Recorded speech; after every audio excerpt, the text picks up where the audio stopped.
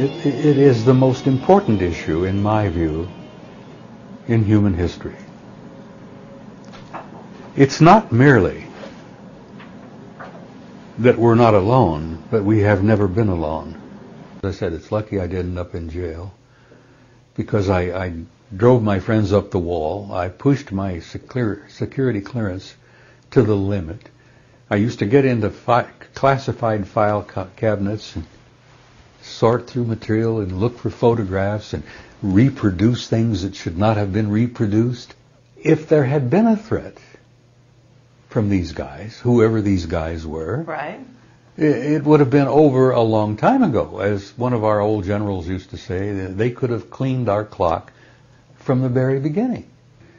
Because when we started shooting at them, they had a unique way of eliminating all of the electrical systems in our aircraft. That these guys could be walking up and down the corridors of Shape Headquarters, or the Pentagon, or the White House. Were they? I have always suspected that, yes, they have been. How do you tell Christian fundamentalists that that lovely man from Galilee 2,000 years ago was a part of that program? He met me and he went over to the vault and he pulled this thing out. He said, threw it on my desk and he says, "Hey, this will wake you up. Read this." It was the assessment. He said when the old man read that story, or with that report, the assessment, he says it hit him like a truck, hit him like a ton of bricks. Mm-hmm. He told me that the general threw his hat across the desk and he says, "Do you know what the hell this means? Everything we've got, everything we've done, everything we've had, doesn't mean a damn thing." Monumental aggravation and frustration that the government had continued over all these years to lie to the people.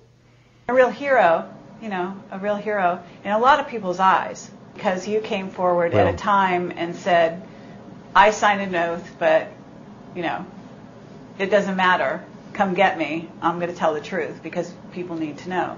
I said it and I'll say it again, and I shared it with Bill downstairs. I believed from the very beginning, and I still hold deep in my heart, that this is the greatest story in human history. This is a story of who we are, how we came to be here, what kind of a species we are, and where we're going. It is the most important issue, in my view, in human history. It's not merely that we're not alone, but we have never been alone. We have had what I have shared many times. We have had an intimate interrelationship with advanced extraterrestrial intelligence from the beginning of human history. And that is dynamite. And I've tried to share what I've learned, and I told Bill earlier, I will tell you what I've seen, what I've learned, and what I've concluded. And this will probably be, I really sincerely believe that this will be my last interview. So I will share with you things that I strongly believe and strongly hold, that even today, it's the greatest story in human history. It involves who we are. It involves what we are as a species. It involves how we came to be. Now, for many, many years, I held to the view that once we could get this out, many of us who were military would say what we've seen, what we've learned, what we've concluded, experiences we've had personally. And I kept naively thinking, once we get it out, the public is going to clamor for more. Oh, tell us more, tell us more, tell us more. And then the government would respond by opening up and telling the public the truth. Well, forgive me, I certainly have learned my lesson.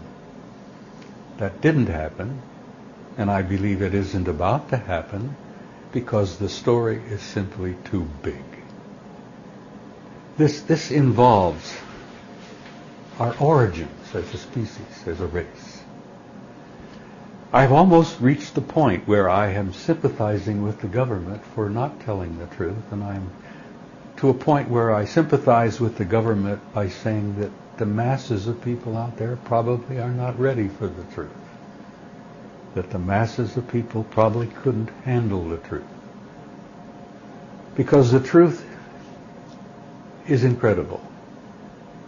It's dynamite. I use an analogy about Pandora's box, and I know you're familiar with the old Greek legend.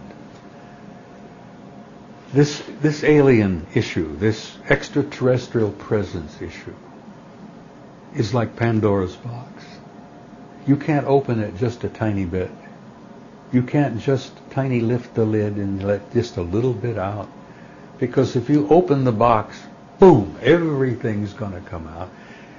The masses of people are going to demand more, more, more, and more, which I believe they have a right to.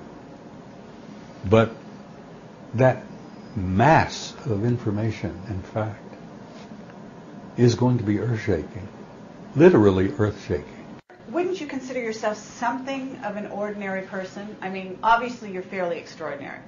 I've always felt of myself as a typical ordinary guy, yeah. All right. And you handle it. So Not easily. Not easily, really? No. Can you tell me what it was like? Let me tell you that when you first I've been at this out. for over 40 years. Right. And I first began to get some information of what was involved here. That to me was like a drug addict. You know, I've never taken drugs. Well, I smoke a little and I drink coffee and I have a little bourbon now and then. But aside, I've never taken hard drugs. Right. But it was almost like an addict. Once I learned officially from government documents what was taking place, what was happening, my God, I couldn't get enough. I couldn't learn enough. I was voracious to get more and more and more and more. And I became a nuisance to my friends. It's a wonder that I was able to retire honorably without ending up in Fort Leavenworth, which is a disciplinary barracks, by the way. It's a prison, military prison. It's amazing that I've gotten to this point in my life without going to jail. Okay, well, you were highly respected at the time when you discovered this information. Would you say that in your career as a military? Yeah, I had been given a cosmic top secret clearance, which was and still is the highest security classification that NATO has. Okay, but cosmic top secret, did that mean to you that you were going to be let in on the secrets of our, extraterrestrial relations with other planets? No, it simply meant that I was given access to a military document, a study that NATO conducted from 1961 to 1964. When I got to shape in Paris in 1963, I learned of a study that was underway. I had had a top secret clearance when I arrived, which you had to have to get to that particular assignment. It was a rather choice assignment, by the way. Paris, in those days. Took my family. My kids went to high school in Paris. It was a choice assignment, and not everybody got that assignment. You were selected, and you were analyzed, and you had to have so many little pluses in your box to get that. So, but top secret way back then. Top secret. Were you naive